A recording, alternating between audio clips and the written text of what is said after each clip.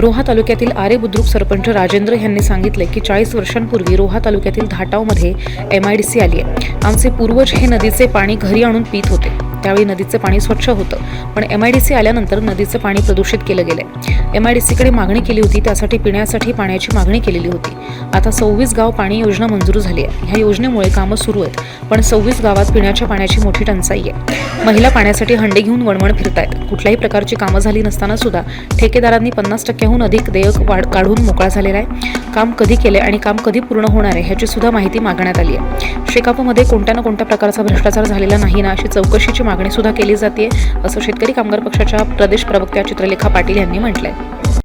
तर याच्यावर शेका पक्ष आक्रमक होणार याची जर आम्हाला उत्तरं मिळाली नाही किंवा यातनं जर समस्या सोडवली गेली नाही तर शेका पक्ष रोहा तालुक्यात खूप मोठ्या प्रमाणात आंदोलन छेडणार आणि महिलांना पाण्यासाठी त्यांच्यासाठी पाठीशी उभं राहून न्याय मिळवून देणार। सगळ्यात महत्त्वाचं मध्ये जे 26 गावांमध्ये ज्या ग्रामपंचायती येतात त्या सरपंचांना बोलावलं गेलं आणि ही योजना आम्ही हँडओव्हर करत आहोत तुमच्याकडे असं आम्हाला सांगण्यात आलं। तुम्ही म्हटलं जी योजना झालेलीच नाही ती आम्ही कशी काय घेणार, तिचा ताबा कसा काय घेणार। तुम्ही त्यांना 18 प्रश्न विचारलेले की मला या 18 प्रश्नांची उत्तरं द्या, नंतर आम्ही ती योजना घेऊ आमच्याकडे। नक्की चाललेलं काय आहे, म्हणजे असं जर होणार असेल तर आम्हाला मोर्चा काढावा लागेल किंवा शेका पक्षाच्या माध्यमातून मोठं आंदोलन उभं करावं लागेल। मी राजेंद्र एकनाथ मळेकर, सरपंच ग्रुप ग्रामपंचायत आरे बुद्रुक, तालुका रोहा। पत्रकार मित्रांना मला हे सांगायचं आहे की आमच्याकडे 40 वर्षापूर्वी MIDC आली, धाटाव MIDC। त्याच्या आधी आमच्या आजोबा पणजोबा असतील ते नदीचं पाणी एवढं स्वच्छ होतं की ते स्वतः नदीतून पाणी आणून ते डायरेक्टली पित होते।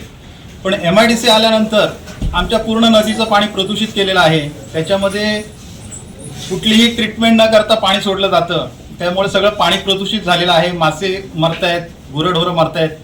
त्याच्यासाठी आम्ही MIDCकडे मागणी केली होती, बऱ्याच वर्षापूर्वीपासूनची मागणी होती की आम्हाला आमच्या नदीचं पाणी तुम्ही खराब केलं तर आम्हाला पिण्यासाठी पाणी देण्याचं काम तुमचं आहे। तर ते मंजूर होऊन आता 26 गाव योजना म्हणून एक मंजूर झालेली आहे। 26 गाव योजनेमुळे आम्ही जे कामं होते ती सुरू झाली, पण आज परिस्थिती अशी आहे की 26 गावांमध्ये पिण्यासाठी पाण्याची खूप मोठी टंचाई आहे। बायका आज हंडे घेऊन पाण्यासाठी फिरतायत, वणवण फिरतायत। कुठल्याही प्रकारचं काम अजून सुरू झालेलं नाही आणि माझ्या माहितीप्रमाणे जवळपास अर्ध बिल कॉन्ट्रॅक्टर काढून मोकळा झालेला आहे। मी MGP कडे मागणी सुद्धा केलेली आहे की बाबा रे तुम्ही काम किती पूर्ण केलं आणि कधी काम पूर्ण होणार आहे त्याची आम्हाला माहिती द्या। कुठल्याही प्रकारची माहिती दिली जात नाहीये। तर न्याय मिळावा, आमच्या महिला भगिनींना न्याय मिळावा म्हणून मी आज आपल्या पत्रकार बांधवांसमोर मी बोलतोय की या माध्यमातून, पत्रकारांच्या माध्यमातून ही बातमी तिथपर्यंत जाऊ द्या की बाबा एवढे पैसे आलेले गेले कुठे आणि काम कुठे आहे। कारण आलेले पाईप दिसत आहेत, पाईप टाकलेले नाही आहेत, गावामध्ये काम सगळं प्रलंबित आहे। मग एवढा निधी येऊन सुद्धा जर आमचा पाण्याचा प्रश्न मिटणार नसेल तर आम्ही कोणाकडे जायचं। शेका पक्ष सर्वप्रथम तर याच्यात कुठला भ्रष्टाचार नाही ना याची चौकशीची मागणी करते। चौकशीची मागणी करतो आणि किती दिवस आमच्या महिलांच्या डोक्यावर हंडा राहणार।